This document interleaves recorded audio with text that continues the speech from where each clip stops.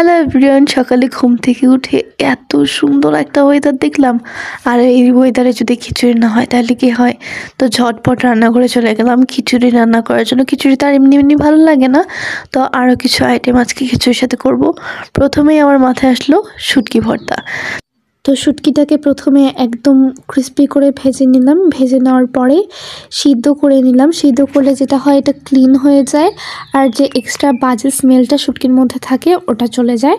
তারপর সিদ্ধ করা শেষে আমি একটু প্যানের মধ্যে তেল দিলাম, পেঁয়াজ আর মরিচ দিয়ে দিলাম। ভালো করে এগুলো সব কিছু ভেজে নিতে হবে একদম লাল লাল করে।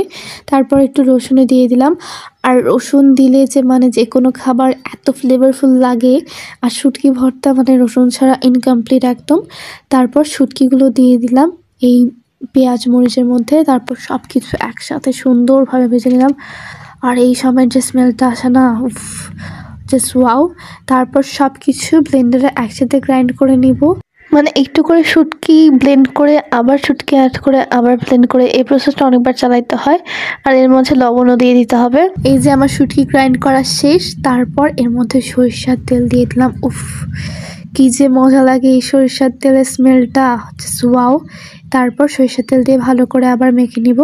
এরপরেই আমি খিচুড়ি রান্নার প্রিপারেশন নিতে শুরু করলাম। এই যে ডাল চাল একসাথে এখানে ধুয়ে নিব।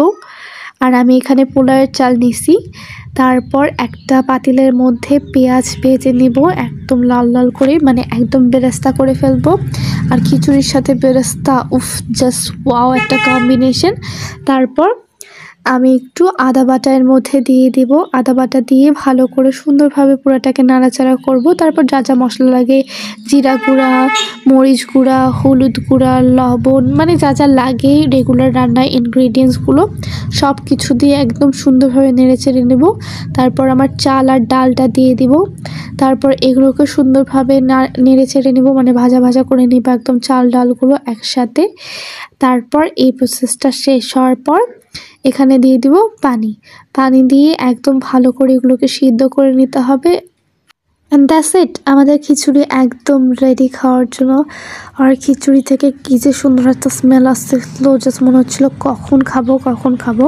বাট এখনও আমার শেষ হয়নি, আমি আরও কিছু আইটেম করব, সব কিছু শেষ করতে হবে। তারপর আমি একটু বেরেস্তা দিয়ে এই পুরা খিচুড়িটাকে একদম গার্নিশ করে ফেললাম। উফ, কী যে টেম্পটিং লাগতেছিল। তারপর এখানে আমি প্ল্যান করলাম আলু ভর্তা করার। তো প্রথমে আলু সিদ্ধ দিয়ে ভালো করে আলুটাকে ম্যাশ করে নিচ্ছি আমি। তারপর একটু ভাজা পেঁয়াজ দিয়ে দিলাম। এরপর দিয়ে দিলাম অনেকগুলা চিলি ফ্লেক্স আর ঝাল ঝাল আলুর ভর্তা, উফ, জাস্ট ওয়াও। তারপর লবণ দিয়ে দিলাম একদম। তারপর এটাকে হালকা হালকা মাখামাখি করলাম। তারপর সরিষার তেল দিয়ে দিলাম। মেইন মাখামাখির পার্ট এখন শুরু হয়েছে।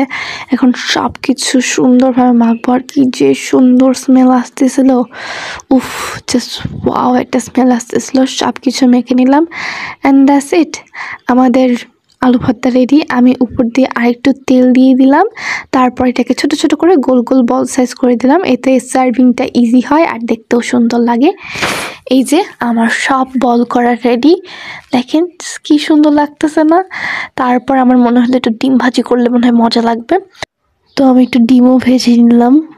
আর খিচুড়ির সাথে কিন্তু ডিম ভাজিটা অনেক মজা লাগে, খিচুড়ির সাথে ভর্তা, ডিম ভাজি, আচার, এই কম্বোগুলো না বেস্ট। এই তো আমার সব রান্না বান্না শেষ। আমি একটু আচারও নিয়ে নিয়েছি। অ্যান্ড আমার প্লেটটা দেখতে এত সুন্দর লাগতেছিল, আমার তো মনে হচ্ছে আমি খাবোই না, এটাকে ভেবে রেখে দিব। Just look at the plate, isn't it so pretty. তারপর আমি খাওয়া শুরু করলাম। খিচুড়িটা নিলাম, তারপর একটু আচার নিলাম। অ্যান্ড আচারটা দিলে খিচুড়িটা এত মজা লাগে। তারপর একটু আলু ভর্তা নিলাম, তারপর একটু শুটকি ভর্তা নিলাম, আর একটুখানি ডিম ভাজি নিয়ে নিলাম। আর এই বাইটটা বেস্ট ছিল, এত ফ্লেভারফুল ছিল, এত ইয়ামি ছিল, জাস্ট ওয়াও।